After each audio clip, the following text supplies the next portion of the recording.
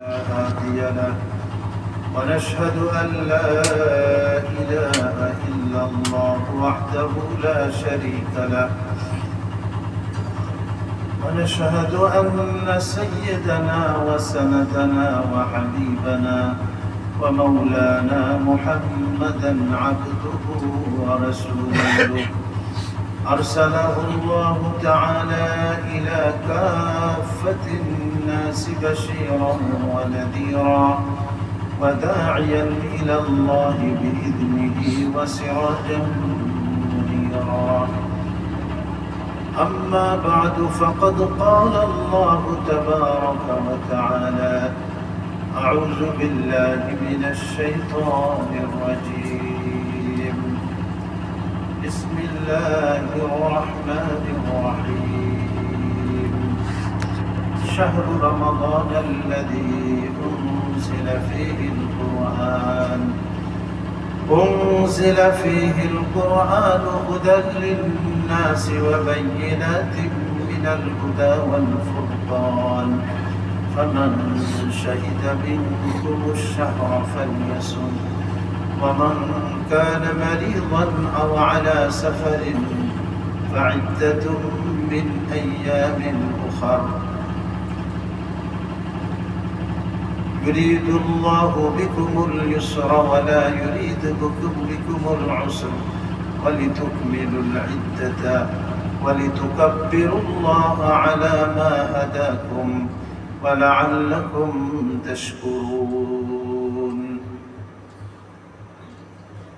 وقال رسول الله صلى الله عليه وسلم: من صام رمضان إيمانا واحتسابا غفر له ما تقدم من ذنبه. وقال رسول الله صلى الله عليه وسلم: من صام رمضان إيمانا واحتسابا غفر له ما تقدم من ذنبه. أو كما قال رسول الله صلى الله عليه وسلم: صدق الله مولانا العظيم وصدق رسوله النبي الكريم، ونحن على ذلك من الشاهدين والشاكرين، والحمد لله رب العالمين. اللهم صل على محمد وعلى آل محمد كما صليت على إبراهيم وعلى آل إبراهيم إنك حميد مجيد. اللهم بارك على محمد وعلى آل محمد كما باركت على إبراهيم وعلى آل إبراهيم إنك حميد مجيد. সম্মানিত মুসল্লিয়ান কিরাম ও ব্রাদারান ইসলাম, মহান আল্লাহ পাকের লাখো কোটি শুকর ও তার কৃতজ্ঞতা যে তিনি আমাদেরকে ঈমান নসিব করেছেন, ইসলাম আল্লাহ আমাদেরকে দান করেছেন, ইসলামের হুকুম আহকাম দিয়েছেন, যেগুলির মাধ্যমে পালন করার মধ্য দিয়ে আমরা আল্লাহর রেজামন্দি সন্তুষ্টি অর্জন করতে সক্ষম হই, দুনিয়া এবং আখিরাত উভয় জাহানের কল্যাণ অর্জন করতে আমরা সক্ষম হই। এই নিয়ামত আল্লাহ আমাদেরকে বিনা চাওয়াতেই দান করেছেন এবং আমাদের সর্বশ্রেষ্ঠ নবী সৈয়দুল আম্বিয়া ইমামুল মুরসালিন, তার সর্বশ্রেষ্ঠ উম্মত খায়রু উম্মত হওয়ার সৌভাগ্য আল্লাহ আমাদেরকে নসিব করেছেন। আমরা কারণ আল্লাহ পাকের কাছে দরখাস্ত করি নাই, কিন্তু তারপরেও তিনি আমাদেরকে এই মহান নিয়ামত দান করেছেন। এজন্য আল্লাহর দরবারে লাখ কোটি শুকর, আলহামদুলিল্লাহ। আমাদের এই গত জুমা থেকে এই জুমা এর মধ্যে অনেকে পৃথিবী থেকে চিরবিদায় নিয়ে চলে গেছে। তাদের আর নেকির কাজ করা, কোনো ইবাদত করার আর সুযোগ নেই তাদের। কিন্তু আল্লাহ পাক মেহেরবানি করেছেন আমাদের উপরে, আমাদের হায়াতকে দীর্ঘ করে দিয়েছেন। এবং সাথে সাথে আমরা দোয়াও করি আল্লাহ পাকের কাছে যে আল্লাহ যেন রমজানের শেষ পর্যন্ত আমাদের হায়াতকে দীর্ঘ করে দেয়। একটা রমজান পেয়ে যাওয়া এটা অনেক বড় প্রাপ্তি, অনেক বড় পাওয়া, অনেক বড় অনুগ্রহ আল্লাহ পাকের। যে রমজান মাসে আল্লাহর রহমত বৃষ্টির মতো বর্ষিত হতে থাকে এবং সাধারণ ক্ষমা ঘোষণা করে দেন আল্লাহ তাআলা। তার একটা প্রাথমিক বা ভূমিকা স্বরূপ যেটা আল্লাহ পাক রেখেছেন লাইলাতুন নিসফি মিন শাবান, যেটা গত জুমা শুক্রবার দিবাগত রাত্রে আমাদের অনেকেরই সুযোগ হয়েছে ইবাদত বন্দেগী করার। তো এটা রমজানের একটা প্রস্তুতিমূলক অবস্থা ছিল। তো আজকে হলো কয় তারিখ? 21 তারিখ বলে আজকে, ইংরেজি তারিখ আবার শাবান একই সাথে চলতেছে। তো আজকে 21 তারিখ, আর মাত্র কয়দিন, 8-9 দিন আছে মনে হয় আপনার রমজান শুরু হওয়ার। তো এটা অত্যন্ত একটা প্রতীক্ষা রমজানের জন্য। আমরা সকলেই প্রতীক্ষার প্রহার গুনছি, অপেক্ষায় আছি যে রমজান মাস একেবারেই সন্নিকটে। আল্লাহ আমাদের সবাইকে সুস্থ রাখেন এবং আমাদের মধ্যে ওই এনার্জি বা ওই শক্তি, ওই উৎসাহ উদ্দীপনা নসিব করেন যে যার মাধ্যমে আমরা রমজানে আল্লাহর নৈকট্য অর্জন করণার্থে তার হুকুম, ফরজ হুকুমগুলি এবং অন্যান্য যে ইবাদতগুলি আছে সেগুলি আমরা পালন করতে সক্ষম হই। এই জন্য নবীজি আলাইহিস সালাম রমজান শুরু হওয়ার আগের থেকেই সাহাবায়ে কেরামকে সতর্ক করতেন। নিজের পরিবার পরিজন এবং সাহাবায়ে কেরাম তাদের পরিবার পরিজনকে তারা যেন রমজান উপলক্ষে সতর্ক করেন, রমজানের জন্য প্রস্তুতি গ্রহণ করেন, তার জন্য তাকিদ দিতেন। রমজানের পূর্বের থেকেই তাকিদ দিতেন। এমনকি সেই যে রজবের চাঁদ উঠছে রমজানের 2 মাস পূর্বের থেকেই নবীজি আলাইহিস সালাম আল্লাহ পাকের কাছে যে দোয়া করতেন, যেটা আমাদের সকলেরই মুখস্থ থাকলেই চলবে না, আমাদেরও এই বরকতের দোয়া করতে হবে। আল্লাহুম্মা বারিক লানা ফি রাজাবা ওয়া শাবান ওয়া বাল্লিগনা রমাদান। যে আল্লাহ তুমি আমাদের এই রজব এবং শাবানে বরকত দাও এবং শাবান পর্যন্ত আমাদের হায়াতকে দীর্ঘ করে দাও। একটু আগে একটা ফোন আসলো যে এক ভাই আমাদের, ওনার আম্মার ইন্তেকাল হয়ে গেছে, দোয়া চেয়েছেন উনি। তো কে কখন চলে যায় বলা যায় না। আমাদের দুনিয়া হলো খুবই একটা অস্থায়ী জায়গা, ক্ষণস্থায়ী একটা জায়গা। এখানে আমরা আখিরাতের প্রস্তুতির জন্য এসেছি। আখিরাতের যে সফর, সেই সফরের প্রস্তুতি। মৃত্যু হলো তার প্রথম ঘাঁটি, তারপরে হলো কবর, তারপরে ময়দানে হাসর, তারপরে মিজান, তারপরে পুলসেরাত, তারপরে গিয়ে জান্নাতে যাওয়া। তো কতগুলি ঘাঁটি অতিক্রম করতে হবে আমাদের। তো আল্লাহ সুবহানাহু ওয়া তাআলা আমাদেরকে যে দুনিয়াতে পাঠিয়েছেন, সেই জান্নাতে কিভাবে আমরা যেতে পারি তার প্রস্তুতি নেওয়া। এবং আল্লাহ তাআলা আমাদের কিছু ফরজ হুকুম আহকাম দিয়েছেন, ফরায়েজ বলা হয় এগুলো। এই ফরজ হুকুম আহকামের মধ্যে অন্যতম কিন্তু এই রোজার মাস, যেটা আমাদের রমজান মাসে।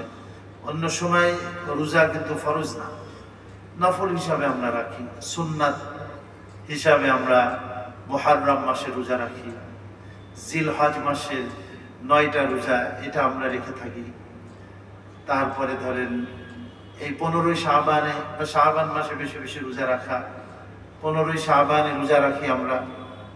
এরপরে প্রত্যেক চাঁদের 13, 14, 15 আইয়াম বীজের রোজা, এটা ফরজ ছিল কোনো এক জামানাতে।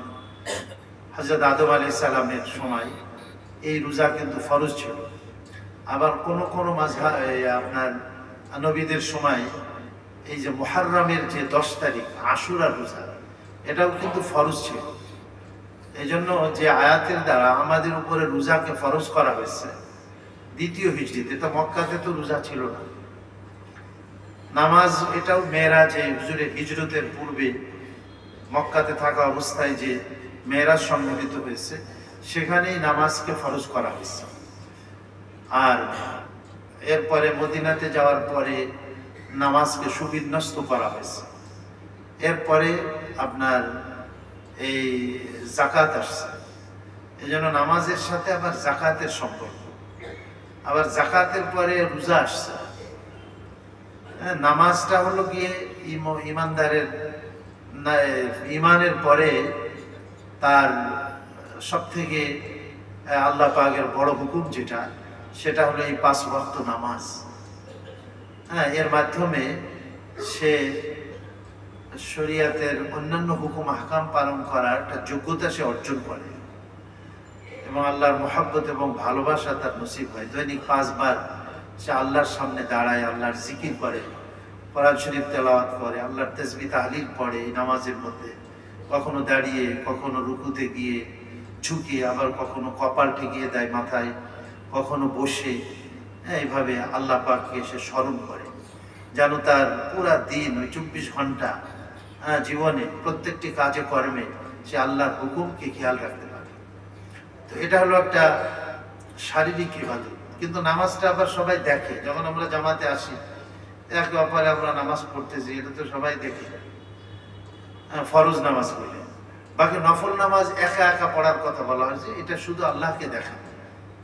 বাকি সুন্নাতে মুআক্কাদা আগে পরে, আগের নামাজগুলি বাসার থেকে আমরা পড়ে আসতে পারি, আর পরের নামাজগুলি বাসাতে গিয়ে পড়লেও ভালো, কিন্তু বাসাতে গিয়ে পড়লে অনেক সময় বিভিন্ন অজুহাত খাড়া হয়ে যায়, বিভিন্ন রকমের ওজোর খাড়া হয়ে যায়, তো এই জন্য ছুটে যেতে পারে। কারণ আজকাল তো অনেক ব্যস্ততার জামানা, তো এই জন্য কোনো একটা ব্যস্ততার মধ্যে পড়ে যাব, তখন ওই নামাজের পরের সুন্নাতগুলি ছুড়ে দেয়। এই জন্য মসজিদ থেকে পড়ে যাওয়াটাই হলো উত্তম। তো সুন্নাতে মুআক্কাদা যেগুলি আছে নামাজের পূর্বে, তো বাসার থেকে পড়ে আসতে পারি, আর বাসার উত্তম।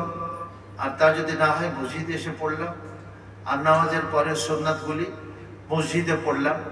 আর এছাড়া অন্যান্য নফল যেগুলি আছে সেগুলি বাসাতে পড়াটাই কিন্তু ভালো, কারণ নফল ইবাদত যত গোপনে করা হবে তত আল্লাহ পাকের কাছে প্রিয় হবে, আর নফল ইবাদত যত প্রকাশ্য করা হবে তত মানে আল্লাহ পাকের কাছে অপ্রিয় হবে।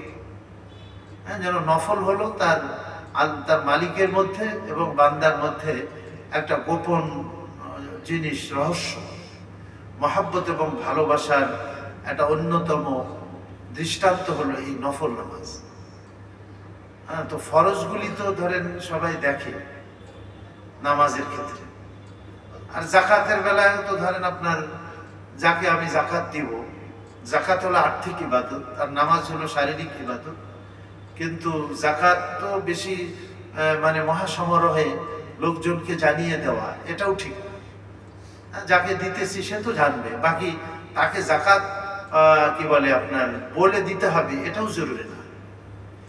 শুধু মনে মনে আমার নিয়ত থাকলেই চলবে যে আমি আমার জাকাত আদায় করতেছি, এতটুকু নিয়ত করে যারা জাকাতের হকদার আছে, মুস্তাহেক গরিব যারা আছে, তাদের বিভিন্ন মাদ্রাসার লিল্লা বোর্ডিং আছে, গরিব ছেলেরা লেখাপড়া করে, হাফেজ হচ্ছে, আলেম হচ্ছে, তারা সমর্থবান না, তাদের খরচ লেখাপড়ার চালিয়ে যেতে পারে না, তাদেরকে জাকাত দিলে তো দ্বিগুণ নেকি হবে। এখনো গরিবকে সহযোগিতা করা হলো, আবার আপনার এলমে দ্বীনের সাহায্য করা হলো, সাদাকায়ে জারিয়ারও নেকি হবে সেখানে। তো এই মাদ্রাসাগুলা এতে আমরা কি করতে পারি, জাকাত দিতে পারি। আমি যে মাদ্রাসায় আছি, এই যে জামিয়া রহমানিয়া, প্রায় 2500 ছাত্র, তার মধ্যে অর্ধেকের বেশি প্রায় আপনার আমাদের জাকাত ফান্ড থেকে দিতে হয়। আর এই টাকাটা আপনারাই দিয়ে থাকেন, সাধারণ পাবলিক। রমজানের সময়, কুরবানির সময় গরুর চামড়া এটাও আপনারা দিয়ে থাকেন। আমাদের এখানে এই জামিয়া ইসলামিয়া ঈদগাহ যে মাদ্রাসা, এখানে অনেক গরিবের ছেলে পেলে এখানে লেখাপড়া করে, সেখানেও আমাদের জাকাতের ফান্ডের প্রয়োজন হয়ে থাকে।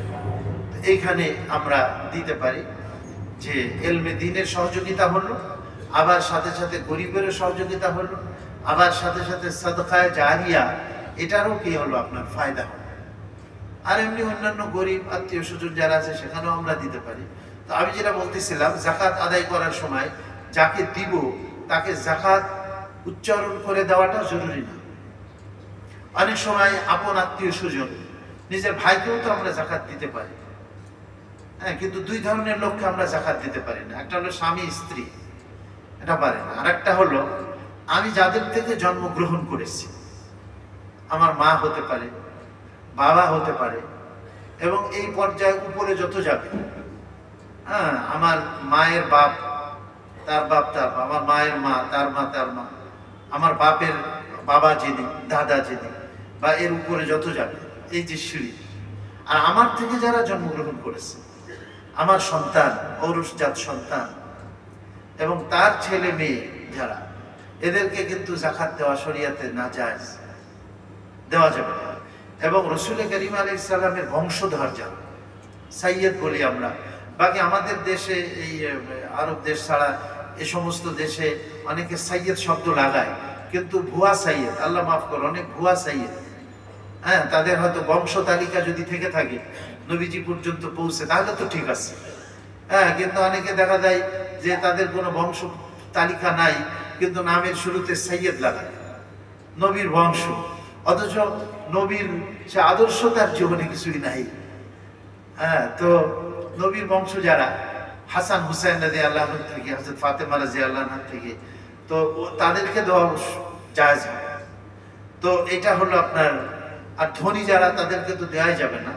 যারা নেশাব পরিমাণ মালের মালিক, হ্যাঁ, নেশাব পরিমাণ, যেটা 52.5 ভরি রূপা বা 7.5 তোলা স্বর্ণ, স্বর্ণের দাম ধরলে তো অনেক বেশি হবে, কিন্তু আমরা অল্পটাই ধরি, ছোট যেটা 52.5 ভরি রূপার যে বর্তমান বাজারে যা মূল্য আছে, প্রায় ধরেন 80 থেকে 90 হাজার টাকা। এইটার মালিক যে প্রয়োজনীয় আসবাবপত্র ছাড়া, যার কাছে, তার ব্যাংকে থাকতে পারে, তার কাছে থাকতে পারে, হ্যাঁ, অথবা ব্যবসায়িক কোনো মাল থাকতে পারে এই পরিমাণ, তাহলে সে ধনী বলে বিবেচিত, সে তখন আর জাকাত গ্রহণ করতে পারবে না, বা জানা মতে তাকে জাকাত দেওয়া যাবে না। বাকি এদেরকে কি দিতে হবে? এমনি অনুদান দেওয়া যাবে, জাকাত না দিয়ে এমনি তারা, তাদেরকে জাকাতের টাকা ছাড়া এমনি অনুদানের টাকা তাদেরকে কি করতে হবে? দিতে হবে। হ্যাঁ, বাকি যাদেরকে আমরা জাকাত দিব, অনেক সময় আপনজন যারা, তাদের জাকাত দিতে হয়, কিন্তু সেখানে না বলে দেওয়াটাই হলো শ্রেয়। কারণ জাকাতের টাকা বললে সে নিবে না, হ্যাঁ, সে নিতে চাইবে না। তখন আমি মনে মনে নিয়ত রাখবো যে আমি জাকাত দিতেছি, হ্যাঁ, আল্লাহ জানে এটা, আর তাকে বলাটা কি না কোনো জরুরি না। তো যাক, জাকাতও অনেকে বুঝতে পারে যে ঠিক আছে, সে জাকাত আদায় করতেছে। কিন্তু রোজা জিনিসটা হলো এমন শারীরিক ইবাদত যে এইটা কিন্তু একেবারেই আল্লাহ পাকের সাথে সম্পর্ক। এটা পৃথিবীর কেউ হয়তো জানবে না যে আমি কি আছি, রোজা আছি। এটা পেটের বিষয়, খাওয়া দাওয়া।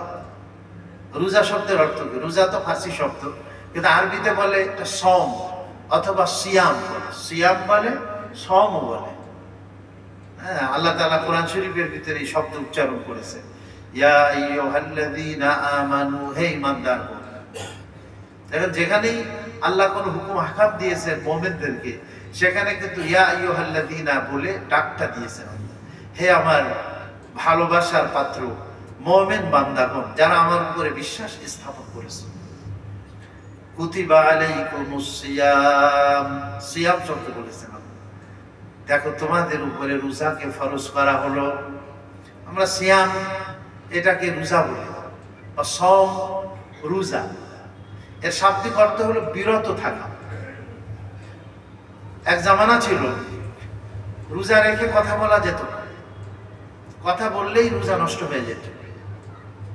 যেমন হযরত মারিয়াম যখন, এই নাসারা যারা ছিল সেই জামানায়, ইহুদি যারা ছিল, তারা ওনার উপরে যখন অপবাদ দিল, এবং আল্লাহ তাআলা তার বিশেষ কুদরতকে বিনা বাপেই হযরত মারিয়ামের গর্ভে হযরত ঈসা আলাইহিস সালামকে আল্লাহ তাআলা প্রেরণ করলেন, এবং তার জন্ম যখন হলো, হযরত মারিয়াম খুবই বিচলিত হয়ে গেলেন যে আমি এই বাচ্চা আমি আমার কওমের কাছে যখন যাব, সম্প্রদায়ের কাছে যাব, তারা আমাকে জিজ্ঞেস করবে যে মারিয়াম তুমি এই বাচ্চা কোথায় পেলে, এই বাচ্চার বাপ কে? তা আমি কি উত্তর দিব? তো উনি হতাশা হয়ে গেল এবং বললেন ইয়া ইয়া লাইতানি মিতু ক্বাবলা হাযা ওয়া কুনতু নাসিয়াম মানসিয়া, যে আল্লাহ এই অবস্থা সৃষ্টি হওয়ার আগে যদি আমার মৃত্যু হয়ে যেত কতই না ভালো হতো।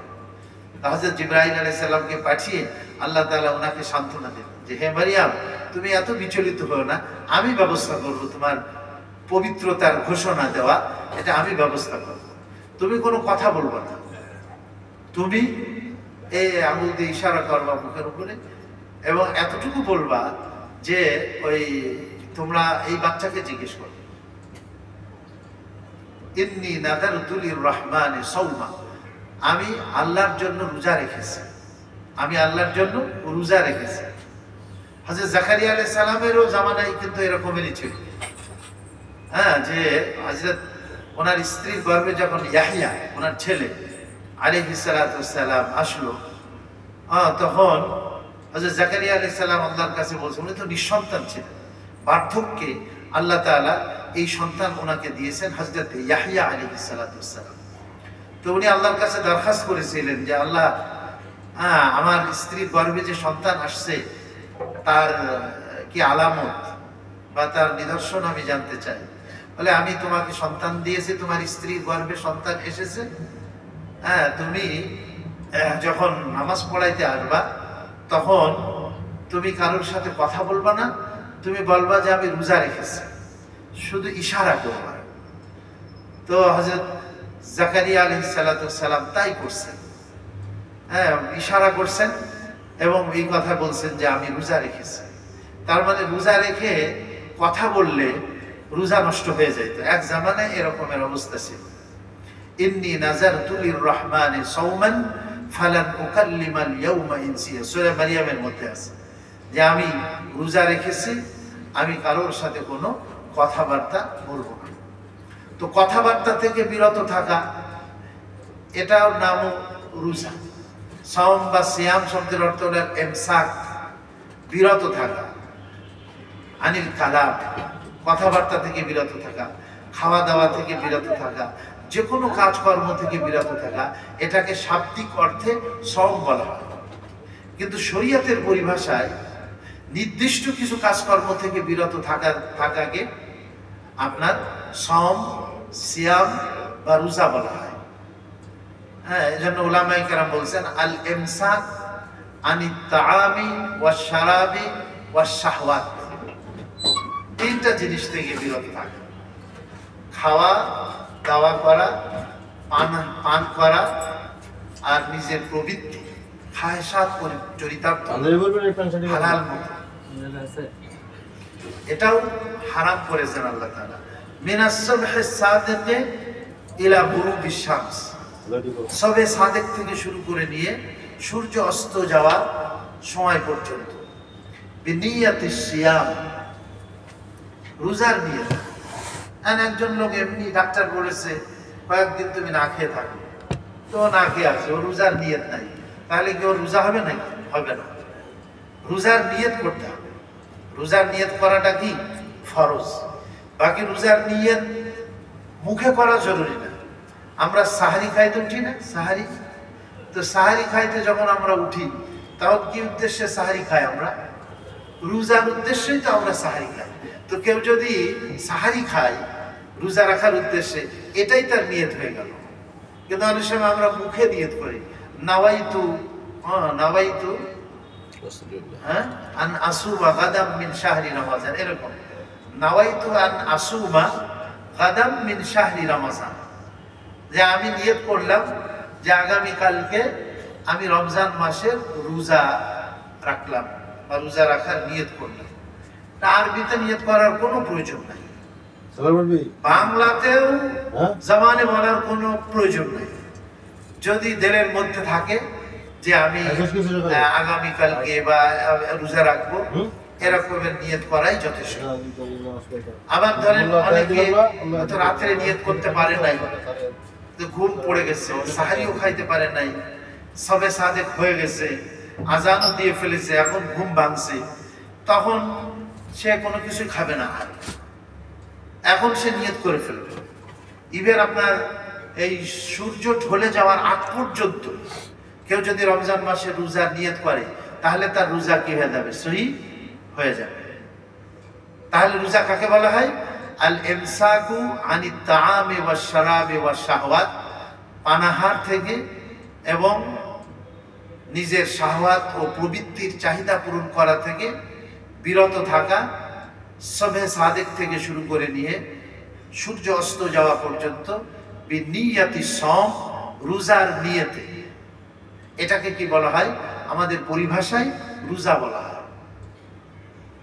তো রোজা এইটা একমাত্র যে রোজাদার সেই জানে, হ্যাঁ, যে সে রোজা আছে। এই জন্য এক বুজুর্গ বলছেন, মিয়ানে আশিক ও মাশুক রমজেস, মিয়ানে আশিক ও মাশুক রমজেস, কিরামান কাতিবিন রাহাম খবর নেস। আশিক মাশুক, আমরা আশিক আল্লাহ পাকের, আর আল্লাহ হচ্ছেন আমাদের মাশুক, প্রেমাস্পদ। আমরা হলাম প্রেমিক আল্লাহ পাকের, আর আল্লাহ হচ্ছেন আমাদের প্রেমাস্পদ, মাশুক। আশিক এবং মাশুকের মধ্যে অনেক গোপন রহস্য, এমন বিষয় থাকে যেগুলি কেরামান কাতেবিনেরও কি থাকে না, খবর থাকে না। এই জন্য রোজার ব্যাপারে বলা হয়েছে হাদিসে কুদসি, আল্লাহ তাআলা বলছেন, আস-সাওমু লি, রোজা শুধুমাত্র আমার জন্য। আল্লাহ বলেন, হাদিসে কুদসি বলা হয় এটাকে, হাদিস শরীফ নবীজির জামানে, কিন্তু এটা আল্লাহর ভাষায়, আল্লাহর কথা, আল্লাহ পাকের কথা ডাইরেক্ট, যেটা নবীজি তার ভাষায় উচ্চারণ করেন। আর কোরআন শরীফও আল্লাহর ভাষা, কিন্তু শব্দগুলি আল্লাহ পাকের। হাদিসে কুদসিতে নবীজি বলছেন যে আল্লাহ তাআলা বলেন, আস-সাওমু লি, রোজা আমারই জন্য, ওয়া আনা উজজা বিহি, আমি স্বয়ং আল্লাহ রোজাদারের বদলা। সুবহানাল্লাহ। অথবা এটা হতে পারে, আনা আজজি বিহি, আমি নিজে নিজ হাতে রোজাদারের বদলা প্রদান করবো, আমি আল্লাহ নিজ হাতে। সুবহানাল্লাহ।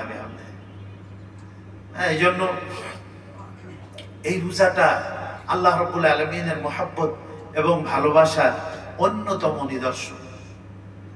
কেউ ইচ্ছা করলে গোপনে ঘরের দরজা দিয়ে, অর্থাৎ পানিতে ডুব দিয়ে, পুকুরে বা নদীতে ডুব দিয়ে ইচ্ছা করলে পানি পান করতে পারে, অর্থাৎ পৃথিবীর কেউ দেখবে না।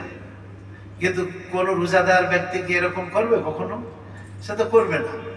কেন করবে না? সে তো আল্লাহর জন্য রোজা রাখছে, আল্লাহর জন্য রোজা রাখছে। আবার রোজা কিন্তু ধরেন শুধু যে আমাদের পেটের রোজা তা কিন্তু না, রোজা শরীরের প্রত্যেকটা অঙ্গ প্রত্যঙ্গেরই রোজা আছে। আমরা শুধু না খেয়ে থাকলাম আর আমার জবান খোলা, যা ইচ্ছা তাই আমি জবান দিয়ে বললাম, হ্যাঁ, গীবত করলাম, মিথ্যা কথা বললাম, ধোঁকা ফাঁকি দিলাম, অতিরিক্ত কথাবার্তা বললাম, তাহলে তো হলো না। আমার জবানেরও তো রোজা আছে। হ্যাঁ, অতিরিক্ত কথাবার্তা থেকে বেঁচে থাকা। এজন্য আমাদের নবীজি বলছেন, মিন হুসনি ইসলামিল মারই তারকুহু মা লা ইয়ানি, মানুষের ইসলামের সৌন্দর্যের মধ্যে থেকে অন্যতম সৌন্দর্য হলো যে অপ্রয়োজনীয় কথাবার্তা থেকে বেঁচে থাকা, অপ্রয়োজনীয় কাজকর্ম থেকে নিজেকে কি করা, হেফাজত করা।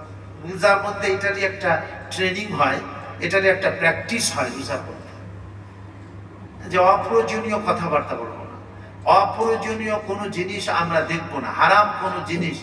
এই 1 মাস আমাদের প্র্যাকটিস করতে হবে যে আমরা মোবাইলে এতদিন যা দেখেছি, এই নেটের মাধ্যমে, নেট চালাইতে গেলে আসলে দেখা যায় অনেক কিছুই নাজায়েজ জিনিস মোবাইলের মধ্যে চলে আসে, স্ক্রিনে ভাসে, গায়ের মাহরাম মহিলা তাদের ছবি চলে আসে হঠাৎ করে।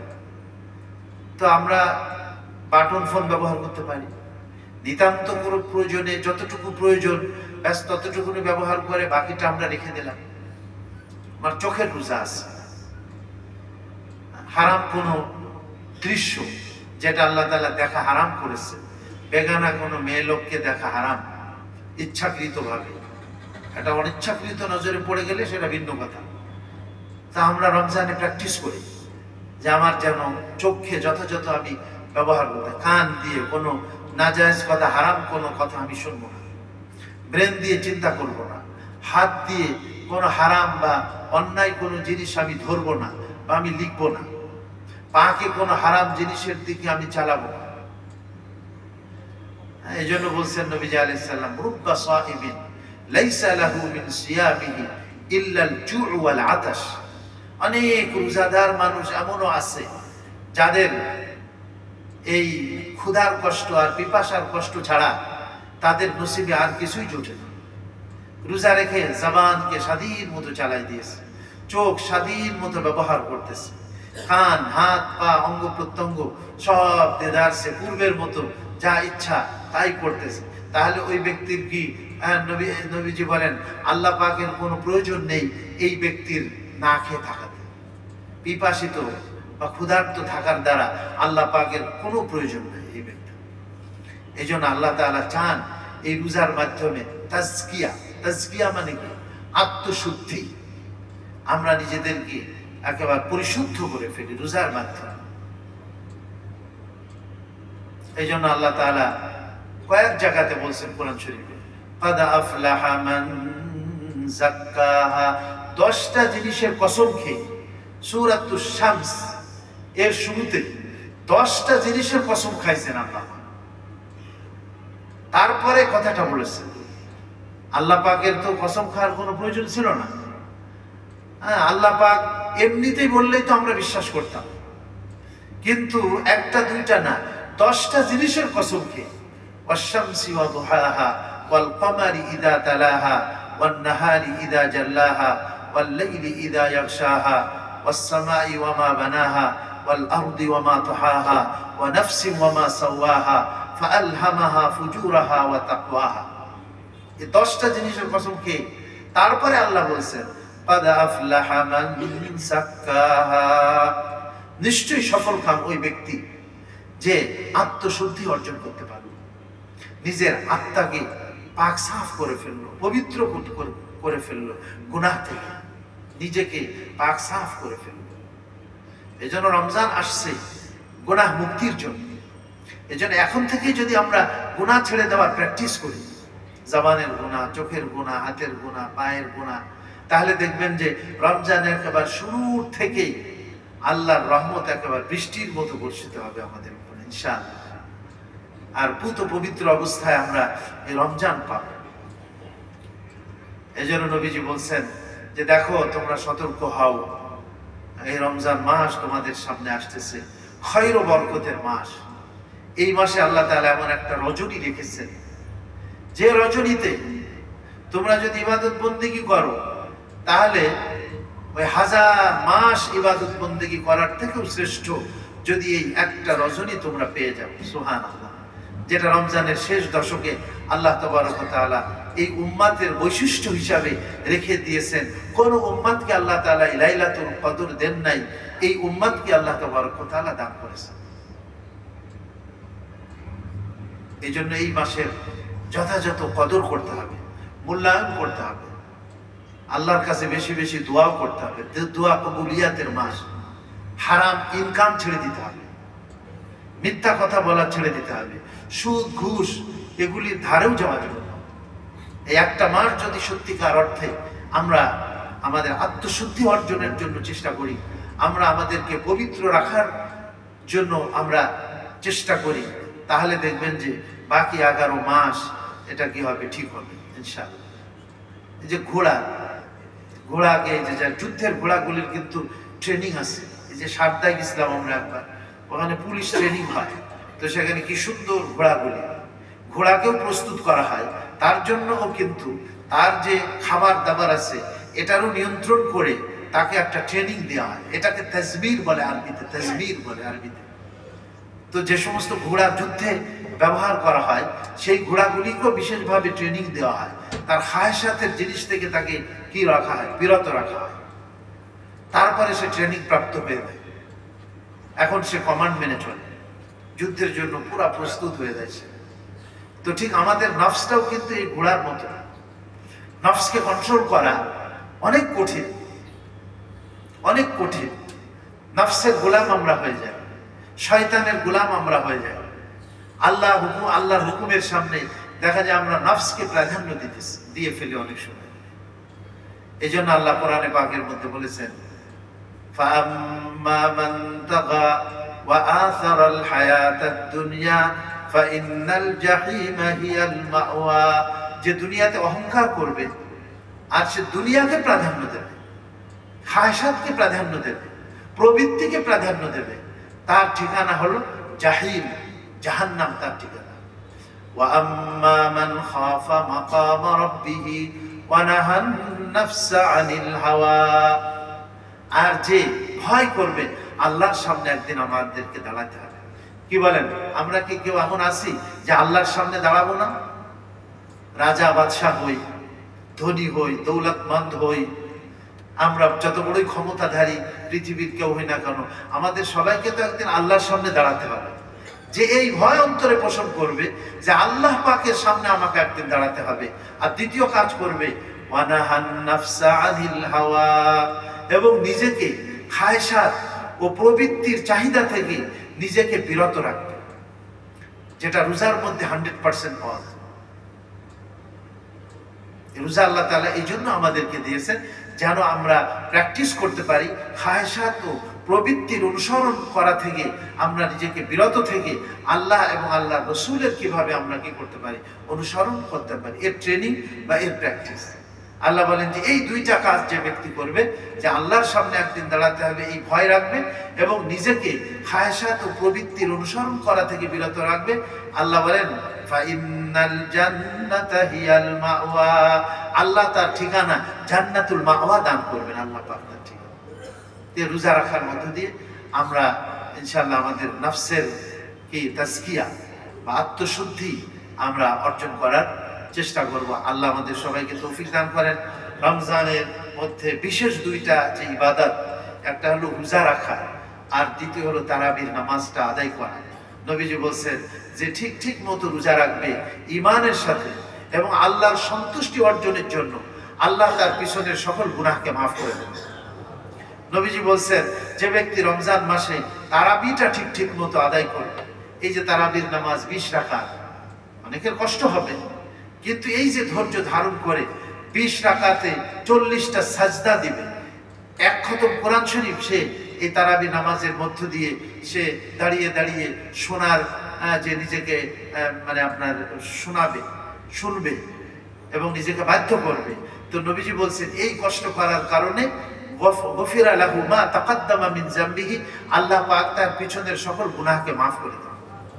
আর আমরা এই অবস্থায় আল্লাহর কাছে হাজির হতে চাই, আল্লাহ যেন আমাদের সকল গুনাহকে কি করে দেন, মাফ করে দেন। আর সাথে সাথে তওবা এবং ইস্তিগফার। আর ইফতারির পূর্বে দোয়া কবুল হয়। এজন্য ইফতারির পূর্বে আল্লাহ পাকের কাছে নিজের খাতেমা অর্থাৎ মৃত্যুটা যেন ঈমানের সাথে হয় এবং আল্লাহ যেন আমাদের ক্ষমা করে দেন, মাগফিরাত নসিব করে দেন। এজন্য ইফতারির পূর্বক্ষণে হাত উঠায় করা জরুরি না, দিলে আমরা দোয়া করবো, ইয়া ওয়াসিআল মাগফিরা ইগফিরলি, হে মহান ক্ষমাশীল তুমি আমাকে কি করে দাও, ক্ষমা করে দাও। এই দোয়াটা আমরা করবো ইনশাআল্লাহ। আরো আগামী জুমা আছে, সম্ভবত আগামী জুমার পরে যে রবিবার আসতেছে, এই রবিবার সম্ভবত প্রথম রমজান হতে পারে, তাই না? আর একটা জুমা আমরা পাবো। মহান আল্লাহ পাক এই রমজানের পবিত্রতা রক্ষা করা এবং রমজানকে মূল্যায়ন করা, যথাযথ কদর করা, এর তৌফিক আল্লাহ আমাদেরকে দান করেন। কোনো মেহমান আসলে, রাষ্ট্রীয় কোনো অতিথি আসলে রাষ্ট্র তো এক থাকে, অমুক রাষ্ট্রের একজন মেহমান আসতেছে, কত প্রস্তুত। বাসায় যখন আমাদের বিবাহ শাদী হয় তো দেখা যায় যে আমরা ওই বর পক্ষের লোকজনকে ইস্তেকবাল করার জন্য 1 মাস পূর্বের থেকে আমরা কি করি, অধীর আগ্রহে আমরা তাকে অভিনন্দন জানানোর জন্য প্রস্তুতি গ্রহণ করি। তো রমজানও আমাদের সামনে আসতেছে, তাকে আমরা অভিনন্দন জানানোর জন্য আমরা এভাবে প্রস্তুতি নিব। আল্লাহ তাআলা আমাদের সবাইকে এই রমজান নসিব করে দেন এবং আমাদের আত্মশুদ্ধি অর্জন করে, গুনাহ মাফ করে, আল্লাহর রেজামন্দি অর্জন করে এবং আল্লাহর ফরজ হুকুম আহকামগুলি ঠিক মতো পালন করে যাওয়ার তৌফিক আল্লাহ আমাদের সবাইকে দান করেন। যাদের সুন্নাত বাকি আছে 4 রাকাত ক্বাবলাল জুমা আদায় করুন।